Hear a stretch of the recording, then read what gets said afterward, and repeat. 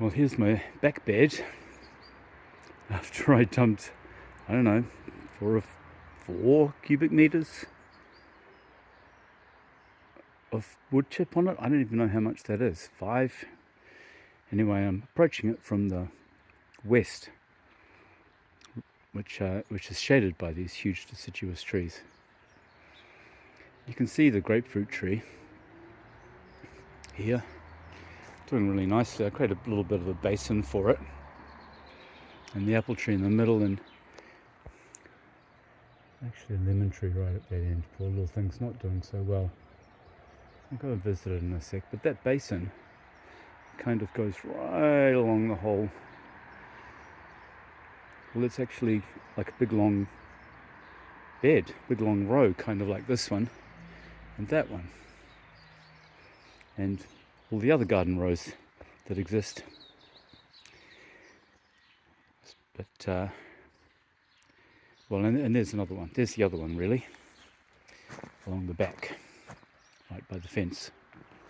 Well, it's kind of got a little basin in the top as well, or a trough. Anyway, that grapefruit tree is doing just great. And this little path here, we'll go along it. And you climb up quite high here. It's kind of a bit of a ridge, or a high point at the top of this basin, and it goes right down there. I want the water to drain towards the roots of these trees, but also towards the roots of all the plants in the basin. And I left a little crevice here where there's a native clematis coming out. So pretty. I hope it survives all this mistreatment and survives the giant pumpkins and camel that are going to be growing across here in the summer. It's a humble little thing. There's a little gorgeous little what is that? Is that it's after the flower? I haven't even paid it that much attention. Anyway, here's the apple tree, doing so well, looking so happy. It's the centerpiece. So the track goes between these two. Then the row at the back gets high again with a bit of a basin right up against the fence. I hope that's okay for the fence. I did put some bits of ridging. I had some ridging lying around. Oh, there it is. Don't cut yourself. Although I kind of banged it with a hammer just to stop the woodchip going down that crack in the fence.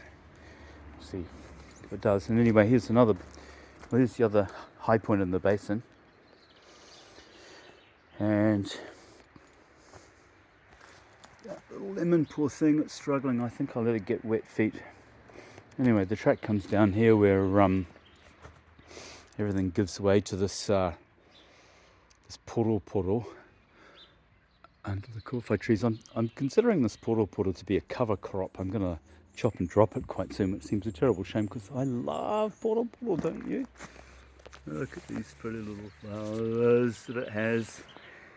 These kind of quite evil looking fronds with their dark stems. Of course, there's mustard coming up through it. They're all happy together. Anyway, there's a track at the bottom. Kind of bluffs, really. We'll see what happens. The woodchip's actually rotting quite rapidly already in situ. I dug around in it in 1 or 2 places, and it's still hot and it goes all grey and fungusy, and steam comes off. You should probably wear a mask. But well, it's all going to rot down and settle so much. So this is what I've done here, is deliberately exaggerated because it's going to settle terrifically. I don't know what's going to happen when I put horse manure on here. It'll heat up again. I've got another 3 weeks or so before I need to put the plants in, or I don't even. The plants they can all stay in pots until this settles down.